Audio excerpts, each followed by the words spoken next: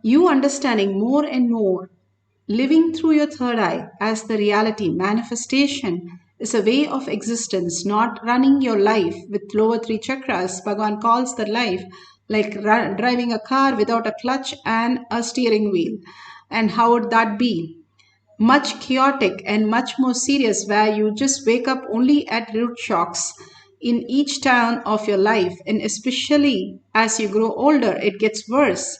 More and more root shocks and more impossibilities that you are has to face the reality, and it is just too shocking. Instead, waking up to the reality of oneness with Paramashiva and surrendering to Bhagavan's lotus feet is the most sweetest thing that you can experience.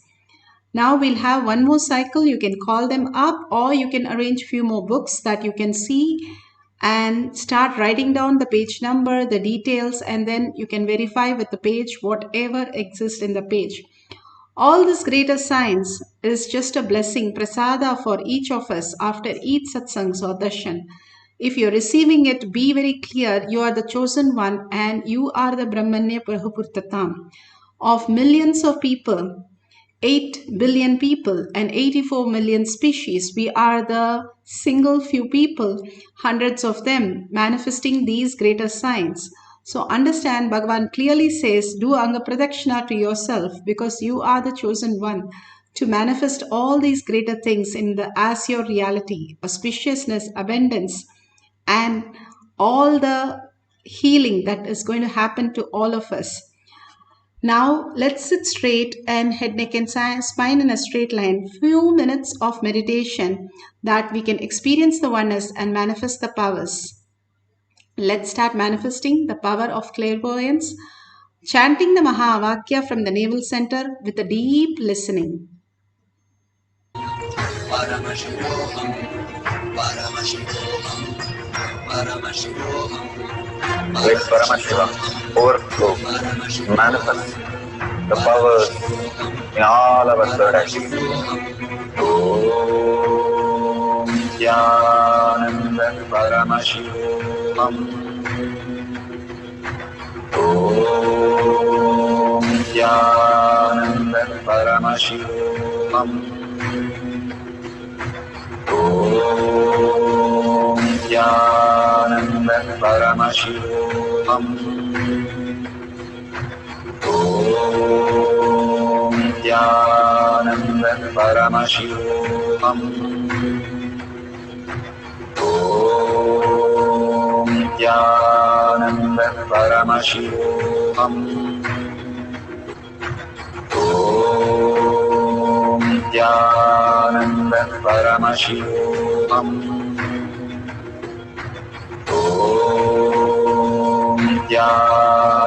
Om Jnananda Paramashivoham.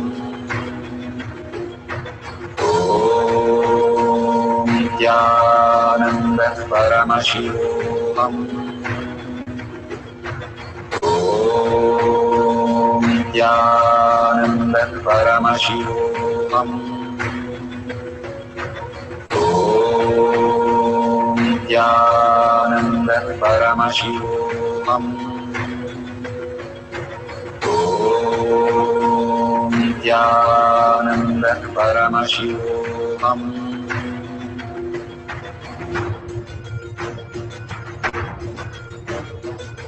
Paramashivoham, Paramashivoham. Let Paramashiva's third eye manifest in all our third eyes. Let the Amrita pour, let the Varni open up, manifest in all of us. Paramashivoham, Paramashivoham, Paramashivoham, Paramashivoham.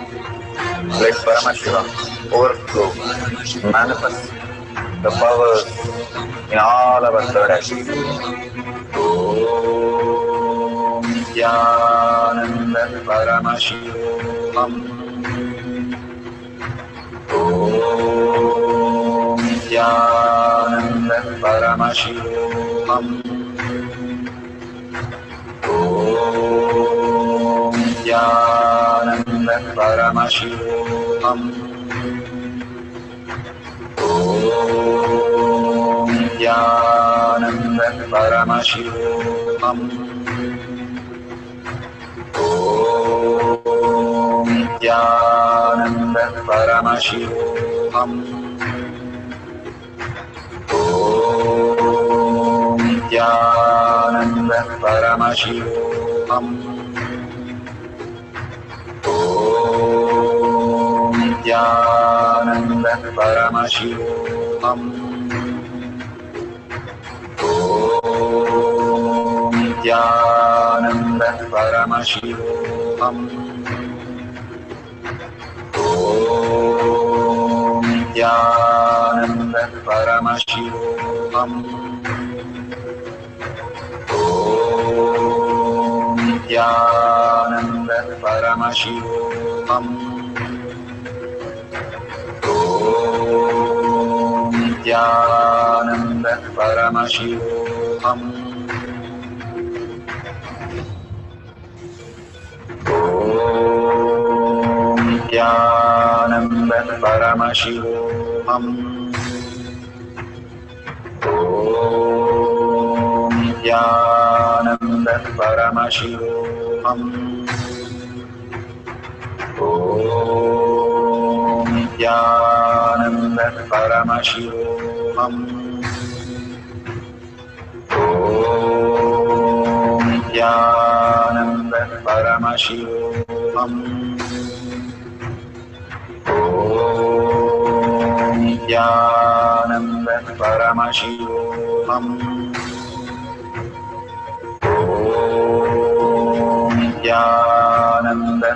Paramashivoham.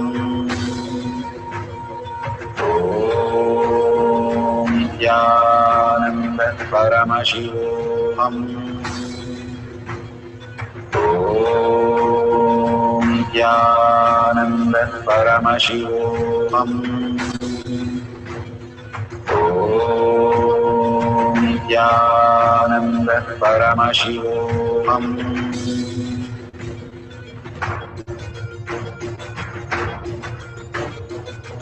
Paramashivoham. Paramashivoham. Let Paramashiva's third eye manifest in all our third eyes. Let the Amrita pour, let the Om Nithyananda Paramashivoham. Om Nithyananda Paramashivoham. Om Nithyananda Paramashivoham. Om Nithyananda Paramashivoham. Om Nithyananda Paramashivoham. Om Nithyananda Paramashivoham. Om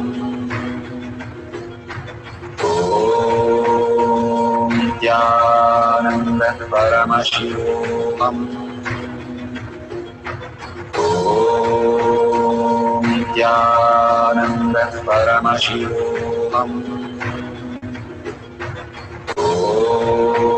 Om Nithyananda Paramashivoham. Om Nithyananda Paramashivoham. Om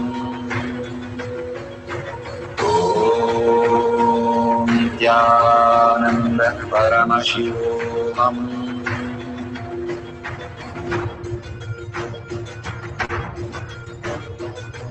Paramashivoham. Paramashivoham. Let Paramashiva's third eye manifest in all our third eyes. Let the Amrita pour, let the Vani open up, manifest in all of us. Paramashivoham. Paramashivoham.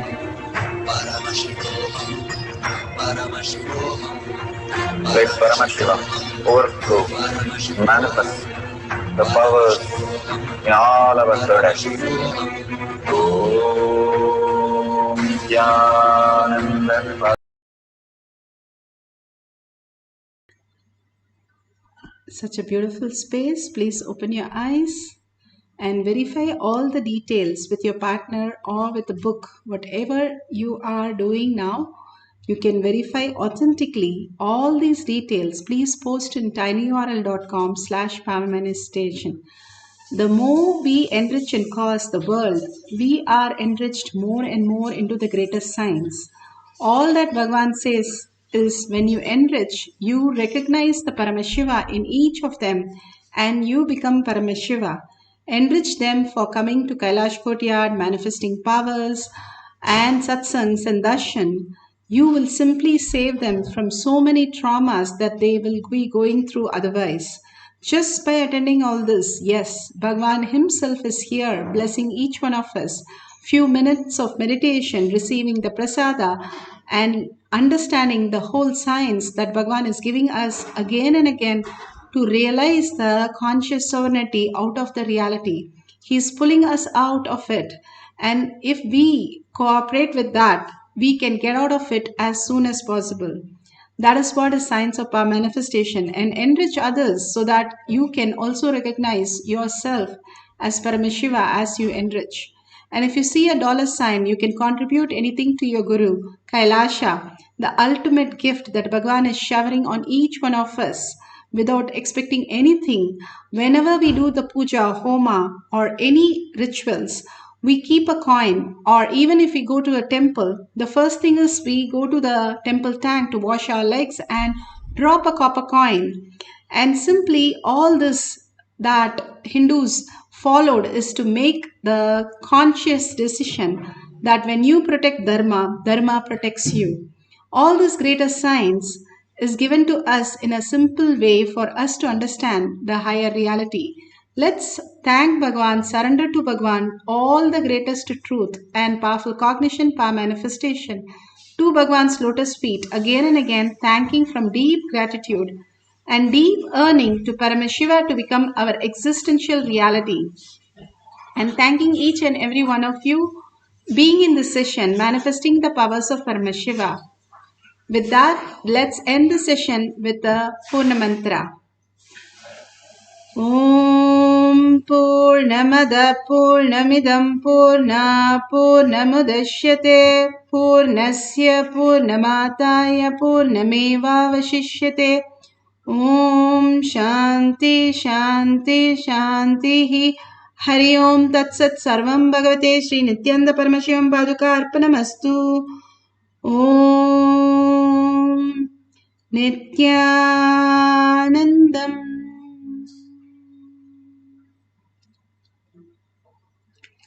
Thank you so much.